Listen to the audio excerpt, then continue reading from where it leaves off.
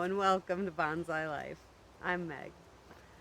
So, in honor of me starting this new journey, I was thinking of talking to you about starting new things and how they can be very intimidating and terrifying sometimes, depending on the type of person you are. And for me, I'm a Taurus, and change can be difficult. However, I do find that I love change in a lot of circumstances, and especially when change is needed.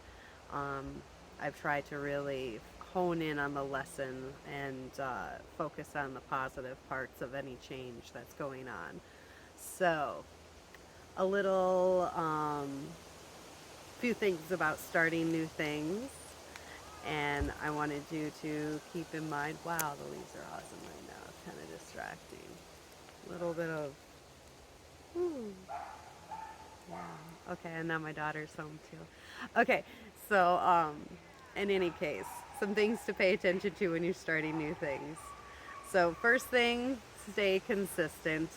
Even if you're feeling like this is not the thing for you, just try, like, there's that intuitive this isn't my thing, and then there's the it's just starting a new thing and it's hard and it's challenging at first. So if it's just the I'm starting a new thing and it's hard and it's challenging at first, be consistent, stick it out, stick it through, and give it a chance, because usually one, two, three times isn't enough of a chance.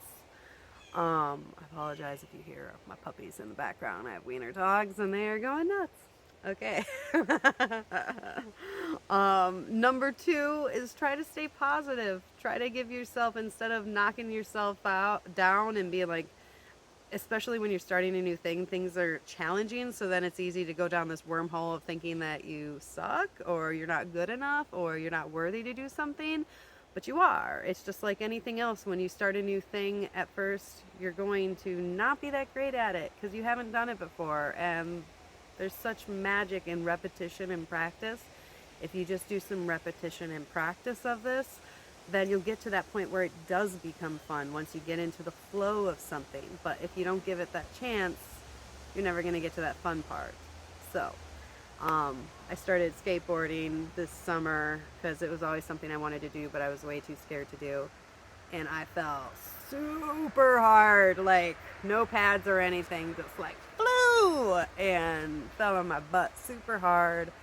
And yeah, I wanted to quit right there and then. However, um, I've really been wanting to do it for some time, and if I quit now, I'm never going to do it. So, what I really didn't like is being hurt when I fell. So, I ordered some pads, or I got a helmet. And next time when I fell, which I did, fell many more times, it didn't hurt as much. It was jarring, but it didn't hurt as much. And I learned so much from every single fall. I made adjustments every single time. It was not in vain. So, that's just a little example. And then number three, just, you know, just stick at it. I know that's along with the consistency, but give it a chance. Give it a chance when you're starting something new, and don't pay attention to the past. I guess number three is like, don't pay attention to the past experience if that's what's holding you back. Learn from your past, keep those lessons going. However, don't fixate on what happened in the past, of something that was holding you back. So, in the past with my skateboard, I fell when I was a teenager really hard when I tried skateboarding for the first time. So, I just kept on not skateboarding because I just figured that was going to be the result.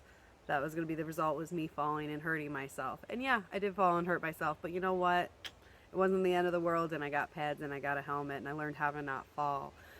But I wouldn't have learned all of that if I would have just kept on fixating on the past results that happened that one time. So if you're starting something that maybe you started something similar in the past, then I would highly recommend keeping yourself in the present and focus more on the future, and just take the lessons that you learned from that, but don't just call it good because of that one instance. So I hope these tips help, And I hope you have a wonderful day. Thank you for joining me at Bonsai Life. And see you later.